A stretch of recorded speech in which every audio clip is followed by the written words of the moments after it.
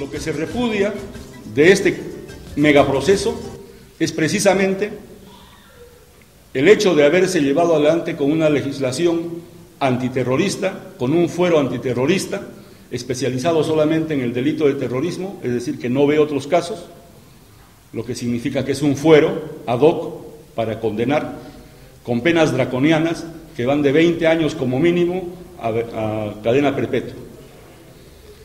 Se rechaza además que se haya tipificado en la sentencia de la Suprema, ya que no en la de primera instancia, al Partido Comunista del Perú como una organización criminal, cuando los tratados sobre el tema de organizaciones criminales, Tratado de Ámsterdam y de Palermo en concreto, señalan que organización criminal es la reunión de dos o más personas con el objeto de cometer delitos para peculio, es decir, para apropiación de dinero, para enriquecerse. Desde luego que la organización del Partido Comunista del Perú ni su dirigente tuvieron jamás ese afán, tuvieron el afán de transformar la realidad peruana. Luego, desde luego también, por la aplicación de la ley antiterrorista, por este fuero antiterrorista y por las penas draconianas. En la cadena perpetua hay una revisión de la pena a los 35 años, cosa más grave de la establecida con posterioridad a los hechos por la Corte Penal Internacional, que señala en 30 años la revisión. En otros países, me parece que en Argentina la revisión de la cadena perpetua es a los 7 años. En fin, el doctor Abimael Guzmán se encuentra en una situación de aislamiento. Hasta el año 2000 no recibía absolutamente ningún tipo de visita. A partir del año 2001 y hasta la fecha solamente es visitado por sus abogados.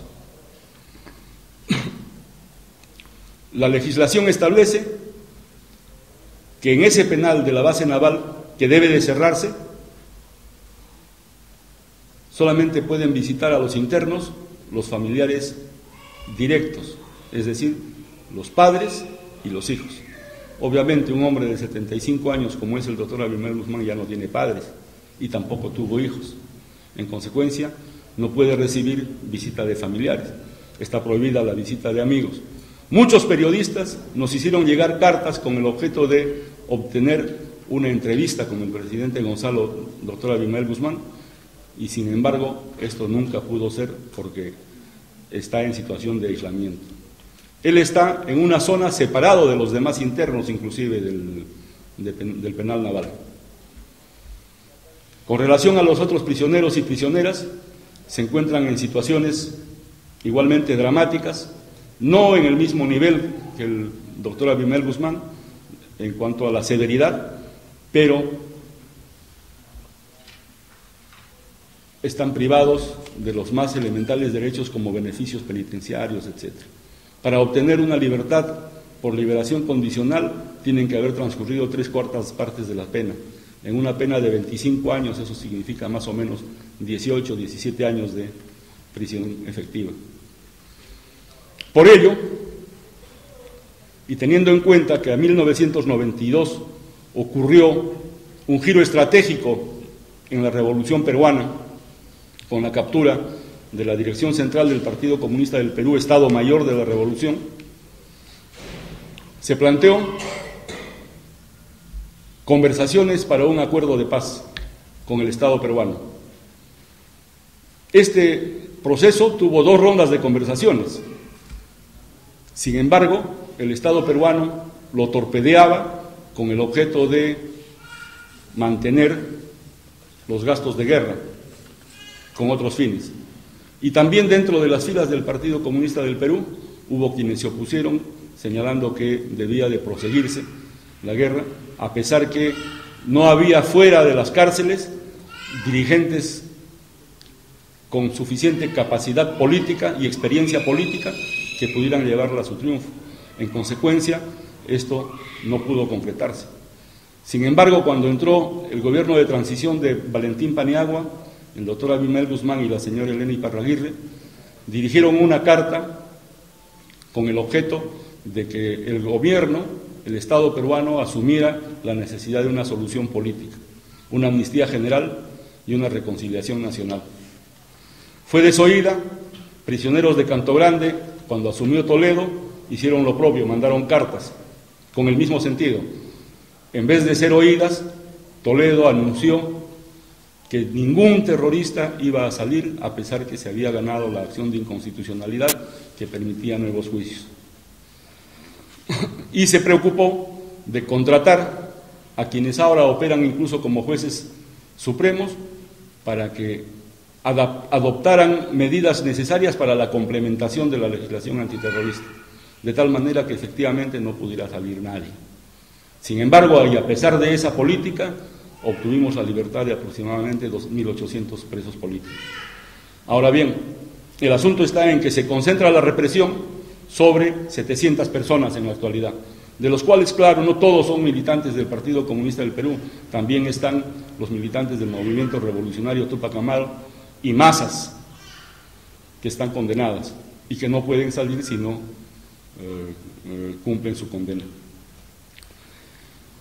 Por eso, en agosto del 2006, en medio del megaproceso que se rechaza, el doctor Abimael Guzmán, a través de sus abogados, expresó la necesidad de especificar la solución política a estos 3 puntos. Solución política a los problemas derivados de la guerra popular, amnistía general para todos los que hubiesen participado en los hechos de la guerra, tanto revolucionaria como contrarrevolucionaria, y una reconciliación nacional.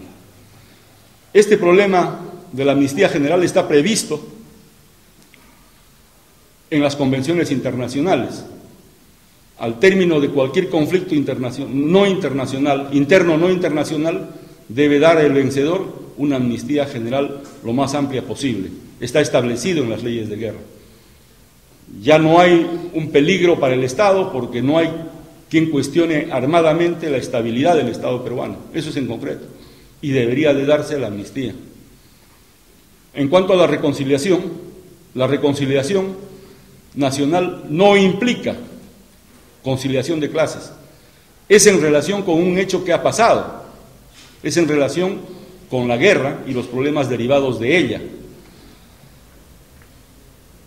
Téngase en cuenta que ahora se desenvuelve en el Perú, como en muchos países de América Latina, un movimiento social de fondo. Es decir, que como el capitalismo burocrático que se viene desenvolviendo en el país en su evolución ahora, no se ocupa del mercado interno, las propias masas populares están asumiéndolo, haciendo emprendimientos personales, familiares, etc. Y como esto no está formalizado, o se ocupa de tareas económicas que son criminalizadas, como la producción de hoja de coca o el contrabando al menudeo, es absolutamente reprimido, como son reprimidos los pequeños propietarios de pequeños establecimientos donde venden artefactos, etc.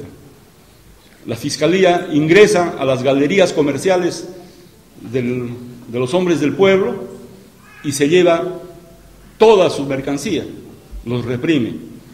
Este movimiento social es reprimido entonces y genera en consecuencia protesta popular, que es todavía aislada, se da en puntos específicos, como pueden haber ustedes oído de Cajamarquilla, de Asillo en Puno, deben haber oído de Moquegua, deben haber oído de la rebelión de las masas indígenas nativas de la selva, etc. En Ayacucho, en el 2004, hubo una acción sumamente importante por la cual los dirigentes vienen siendo procesados. Primero les pusieron por terrorismo y bueno, ahora por otros delitos. Hasta ahora no hay juicio por eso, pero está previsto. Es decir, que en concreto, teniendo la matriz del terrorismo, se está desenvolviendo una legislación punitiva que es parte de lo que se llama el desarrollo del derecho penal del enemigo para aplicarlo a las luchas populares. Y esto es precisamente algo que tiene que repudiarse. Ese movimiento social de fondo es un problema que se desenvolverá más o menos en 20 años. En esos 20 años las masas podrán articular sus luchas. Y obviamente el proceso de reconciliación nacional por los hechos de la guerra no tiene por qué afectar ese proceso. Es más, jamás los comunistas podrían oponerse a la lucha de las masas. Eso tiene que quedar sumamente aclarado.